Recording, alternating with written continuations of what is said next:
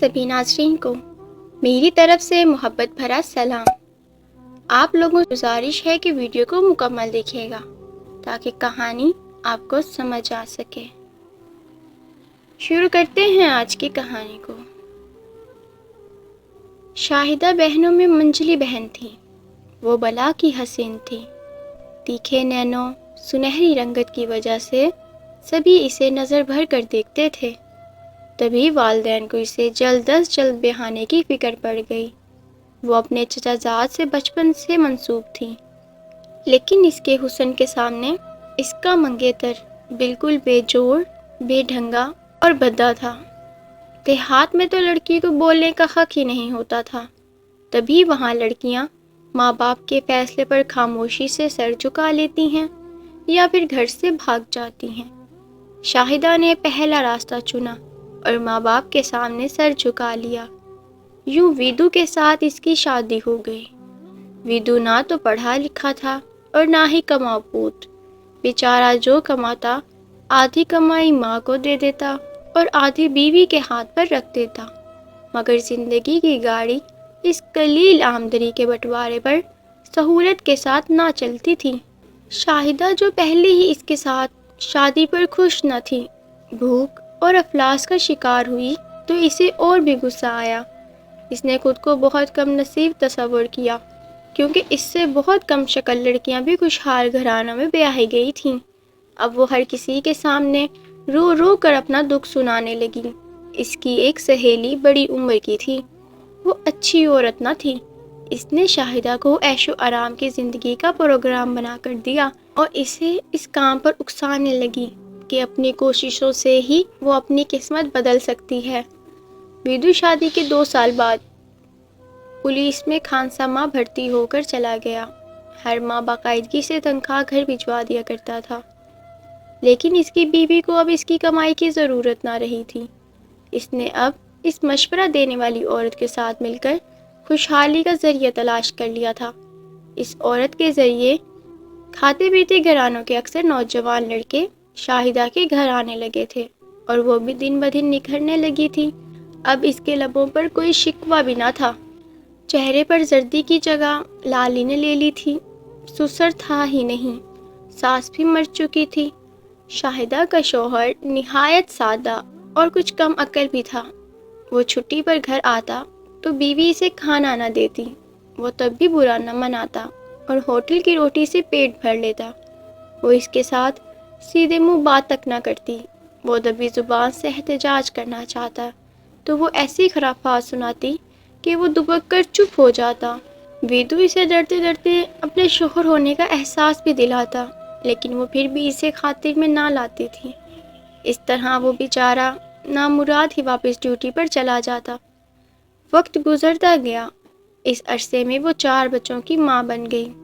इसने पुराना घर बदलकर नए मोहल्ले में कुछ बेहतर घर ले लिया। इसकी खूबसूरती में अभी तक कोई फ़र्क ना आया था। इसके हुस्न के चर्चे अभी भी दूर दूर तक थे। अब भी वो रात को बच्चे अपनी सहेली के हवाले करके कहीं चली जाती और सुबह को लौटती थी। लोगों ने जब देखा कि शाहिदा के करतूत तो ख़राब होते जाते हैं तो इन्होंने एतराज़ात उठाने शुरू कर दिए। वो भी बहुत होशियार थी। इसने बैठक में परचून की दुकान खोल ली। इस तरह अपने ऐश का जवाब पैदा कर लिया और लोगों की आंखों में धूल झोंकने में कामयाब हो गई। इसकी दुकान में सौदा तो बहुत कम होता, मगर गाहक बहुत होते। वो सबसे कहती, मैं क्या करूं? शोहर की आमदनी तो ना होने के बराबर है। 4 बच्चे हैं, कैसे पालूं? बच्चों का पेट पालने को ही परचून की दुकान खोली है। इस तरह वो दूसरी दुकानों से कहीं ज़्यादा आमदनी हासिल करती थी। साथ साथ अपनी ज़ुबान और अमल से भी इसने विदु को बदनाम करने में कोई कसर नहीं रखी थी। वो इसे निखट्टू, नकारा और बेगैरत कहती।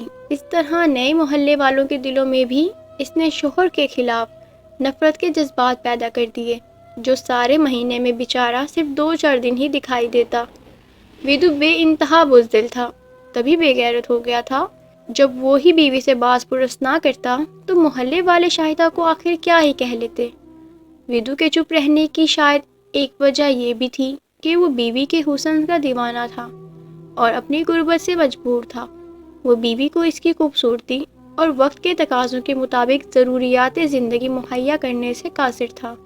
اس نے بھی شاید حالات سے سمجھوتا کر لیا تھا کہ چلو جب شاہدہ خود ہی اپنا اور بچوں کا پیٹ پال رہی ہے تو مجھے مزید بھاگ دوڑ کرنے کی کیا ضرورت ہے۔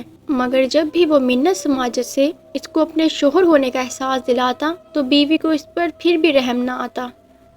خیر، انسان چاہے کتنا ہی معذور کیوں نہ ہو جائے، قدرت کی لاٹھی ایک نہ ایک دن اس کے سر پر ضرور پڑتی ہے۔ شاہدہ کی کرتوت جب ناقابل برداشت ہو گئے تو اسے وقت نے سزا دینے کے لیے منتخب کر لیا۔ اس کا ایک رشتہ دار سمیع جب پہلی مرتبہ اس کے گھر آیا تو وہ بھی اس کے حسن کے جادو سے نہ بچ سکا۔ اس عرصے میں وہ خاندانی لحاظ سے بالکل اکیلی ہو گئی تھی۔ اس کے بھائی کسی صاحب کے پاس نوکری کرتے تھے، جو کبھی کسی شہر ہوتے تو کبھی کسی شہر۔ ماں باپ گزر چکے تھے، سسرال والوں کو اس نے کبھی گھاس ہی نہ ڈالی تھی۔ شوہر دوسرے شہر پولیس میں ٹریننگ لینے والوں کے ہاسٹل میں ملازم تھا، اور اب ڈر کس بات کا تھا؟ تبھی اس نے میدان صاف پا کر بے خوف اور کھل کر بے راہ روی اور بے حیائی کی دکان سجا لی۔ سمیع پہلی دفعہ آیا تو شاہدہ نے جانے اسے کیا جھلک دکھائی کہ وہ بار بار آنے لگا، حالانکہ وہ شادی شدہ تھا۔ اس کے بچوں کے لیے باقاعدگی سے فروٹ، مٹھائی، کپڑے اور کھلونے لاتا۔ شاہدہ نے اس سے مستقل ناتا جوڑ لیا، اب وہ کسی کو بھی منہ نہ لگاتی تھی۔ سمیع بھی اس شرط پر اسے ہر ماہ کافی رقم دیتا تھا کہ وہ کسی اور سے ناتا واسطہ نہ رکھے گی، لیکن جو اس کے پرانے ملنے والے تھے ان کو یہ بات اچھی نہ لگی۔ انہوں نے ایک منصوبہ بنایا۔ ایک رات سمیع اور شاہدہ ایک ہی کمرے میں تھے۔ گاؤں کے چند معزز آدمی اور کچھ نوجوان اچانک اس کے گھر کے صحن میں داخل ہو گئے۔ سمیع تو کھڑکی سے باہر بھاگ گیا اور جان بچانے میں کامیاب ہو گیا، لیکن شاہدہ کو اپنے کرتوتوں کی سزا ملی کہ وہ سارے گاؤں میں بدنام ہو گئی۔ گلی گلی اس کے بد کرداری کے چرچے ہونے لگے۔ جب اس کے بیٹوں کو، جو اب سمجھدار ہو چکے تھے، محلے والوں کی زبانی ماں کے کرتوتوں کا پتہ چلا تو وہ بھی اپنی نانی کے پاس چلے گئے۔ خاوند، جس نے شاہدہ کی حرکتوں کا کبھی پوچھا تک نہ تھا، اس نے بھی محلے والوں کی زبانی جب سرے عام بیوی کے بارے غلط حالات سنے تو اسے طلاق دے دی، اور شاہدہ کا محبوب سمیع، جس کی وجہ سے اس نے یہ کڑی گھڑیاں دیکھیں، وہ تو ایسا گم ہوا جیسے اسے آسمان نگل گیا یا زمین کھا گئی۔ اس طرح اس عورت کو عیش و آرام کو غلط رستے پر ڈھونڈنے کی سزا ملی۔ آج بھی شاہدہ زندہ ہے، اب بوڑھی ہو گئی ہے، لیکن ایک وقت کی روٹی کی محتاج ہے، مگر نہ سگی اولاد اسے پوچھتی ہے اور نہ محلے والے منہ لگاتے ہیں۔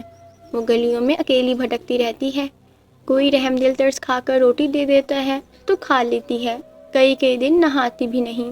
کسی خدا ترس عورت کو ترس آ جاتا ہے تو پکڑ کر اسے گھر لے جاتی ہے، نہلا کر کپڑے بدلوا دیتی ہے، مگر کوئی اسے اپنے گھر رکھنے کو تیار نہیں ہوتا۔ وہ کبھی درخت تلے سو جاتی ہے تو کبھی کسی دکان کے نیچے۔ لگتا ہے جیسے یہ بیچاری اب زندگی کے دن ہی پورے کر رہی ہے۔ وہ اپنے سارے خاندان کے لیے عبرت کا نشان بنی ہوئی ہے۔ گاؤں بھر میں وہ کالی بھکارن کے نام سے مشہور ہے، وہ عورت جو کبھی حسن میں چاند کو شرماتی تھی۔ اس علاقے میں اگر کسی عورت کو بد چلن یا گنہگار سمجھ لیا جاتا ہے تو لوگ اسے کالی کا لقب دے دیتے ہیں۔ لوگ اس کالی بھکارن سے نفرت کرتے ہیں، عورتیں اور لڑکیاں اس سے دور بھاگتی ہیں، اور بچے اسے پاگل کہہ کر پتھر اٹھا لیتے ہیں، کالی کالی کہہ کر اسے منہ چڑھاتے ہیں۔ شاید یہی وہ سنگ بازی ہے جو قدرت کی طرف سے اس کے لیے مقرر کر دی گئی ہے۔ برے کاموں کے برے انجام۔ دوستو، کالی بھکارن کے بارے میں آپ کیا کہنا چاہیں گے؟ مجھے کامنٹ سیکشن میں اپنے فیڈ بیک کا اظہار ضرور کیجیے گا، میں آپ کے فیڈ بیک کی منتظر رہوں گی۔ اور اگر آج کی کہانی آپ کو پسند آئی ہو تو ویڈیو کو لائک اور چینل کو سبسکرائب کر دیجیے گا، اور کامنٹ سیکشن میں ضرور اپنے فیڈ بیک کا اظہار کیجیے گا۔ ملتے ہیں اگلی کہانی کے ساتھ، تب تک کے لیے اللہ حافظ۔